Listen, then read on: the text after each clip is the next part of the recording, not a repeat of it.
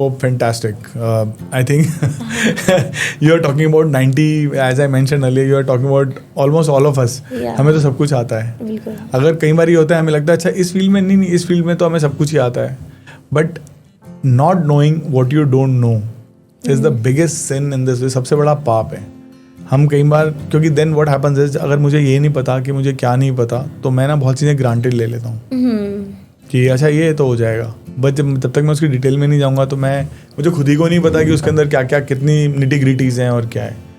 Now if somebody is not ready to take feedback, for example, and we have realized after our initial assessment that his or her personalities or their personalities, that they are not very amicable to taking feedbacks and taking advice from anybody.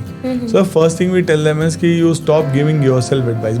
Why do you think मुस्कान ऐसा होगा कि कोई advice नहीं लेना चाहता? क्योंकि उनको पहला तो लग सकता है कि मुझे सब कुछ पता है, दूसरा उनको शर्म आती है, तीसरा उनको डर लगता है कि वो एक्सपोज हो जाएंगे, और चौथा एक सिचुएशन ये भी हो सकती है कि उनको लगता है कि मेरी अननेसेसरली दुनिया मेरा मजाक उड़ाएगी और मेरी एडवांटेज लेगी. हम उनको उस तरीके से, मतलब after initial assessment if you found somebody who is not very keen on taking advice, we go to the root cause of it कि why that person is not taking advice, why he और she is not open to feedback. Then one out of these things if we come to know, then we tell them कि नुकसान किसका हो रहा है. नुकसान तो आप ही का हो रहा है. और आप एक बार किसी की एडवाइस लेके और मान के देखिए, you will grow much, you will gain much more respect.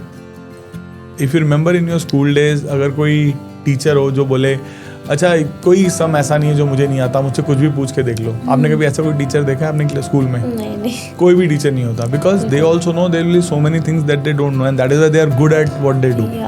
So it is the same thing. If the moment this person blocks everything, we just find the reason and then we start addressing that particular reason.